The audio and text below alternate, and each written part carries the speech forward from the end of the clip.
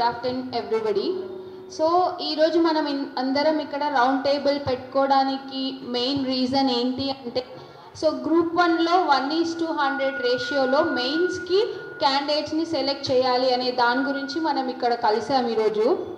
ఇప్పుడున్న నోటిఫికేషన్ ప్రకారం 1:50 రేషియోలో మనకి ప్రిలిమ్స్ రిజల్ట్స్ ఆల్రెడీ ఇచ్చింది టీజీపీఎస్సీ. కానీ మన డిమాండ్ ఏంటి అంటే 1:100.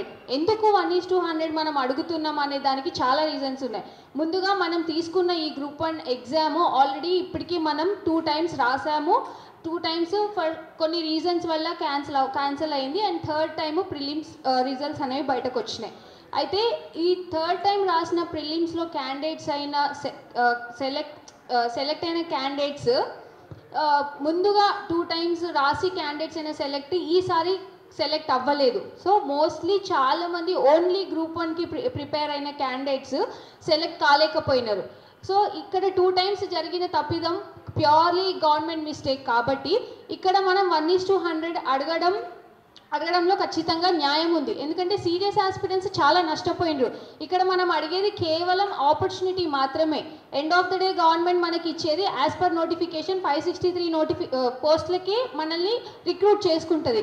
కానీ 1:100 ఇవ్వడం వల్ల చాలామందికి న్యాయం జరుగుతుంది. ఆల్రెడీ బాగా నష్టపోయిన వాళ్ళకి ఒక ఆపర్చునిటీని కల్పించమని మనం గవర్నమెంట్ని అడుగుతున్నాం తప్ప ఇందులో ఇంకా ఎటువంటి వేరే రీజన్ లేదు. ఇప్పుడు అట్లా ఆపర్చునిటీ ఇస్తే సరే, అట్లీస్ట్ మనకు ఆపర్చునిటీ వచ్చింది, మనం కష్టపడ్డం, రాసాము, ఎండ్ ఆఫ్ ద డే ఆ జాబ్ వస్తుందా రాదా. అయితే ఆపర్చునిటీ దొరకడం అనేది చాలా పెద్ద విషయం అయిపోయింది మనకి ఇప్పుడు, ఎస్పెషల్లీ పబ్లిక్ సెక్టర్ రిలేటెడ్ జాబ్స్లో. సో ఆ ఆపర్చునిటీ కోసమే మనం ఇన్ని రోజులుగా చాలామందిని కలిసాము, మన ప్రాబ్లం ఏంటి అనేది అందరి ముందరికి తీసుకెళ్ళాము. రీసెంట్గా మనం పొన్నం ప్రభాకర్ దగ్గర గారికి ఒక 20 మెంబర్స్ కలిసి రిప్రజెంటేషన్ ఇచ్చిన దాంట్లో మేము ప్రధానంగా 3 డిమాండ్స్ ఉండే. అందులో వన్ ఆఫ్ ద డిమాండ్ వచ్చేసి గ్రూప్ 1 1:100 చేయాలి అని చెప్పి సార్ ముందు పెట్టడం జరిగింది.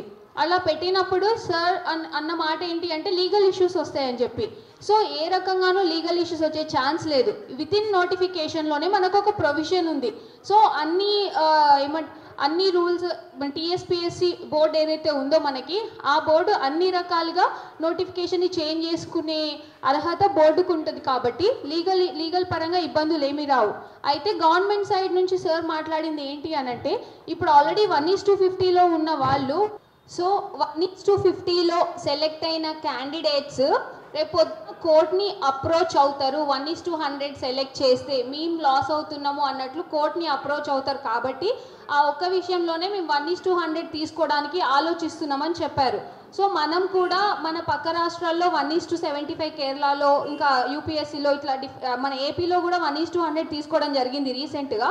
అట్లాంటివన్నీ మేము సార్కి విత్ డాక్యుమెంట్ ప్రొడ్యూస్ చేశాము. సార్ చెప్పిన మాట ఏంటి అనంటే, ఓకే మేము కూడా ఒకసారి లాయర్స్ని కన్సల్ట్ అయ్యి దీని మీద చర్చిస్తామని మనకు చెప్పడం జరిగింది.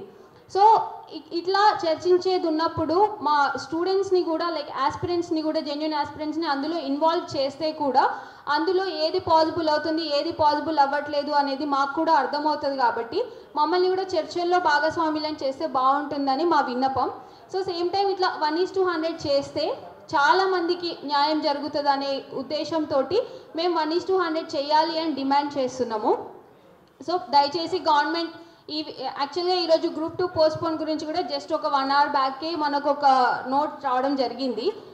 We are happy. సరే, ఏదో ఒక రకంగా అయితే గవర్నమెంట్ మన బాధ విన్నది, ఒక సమస్యని పరిష్కరించింది.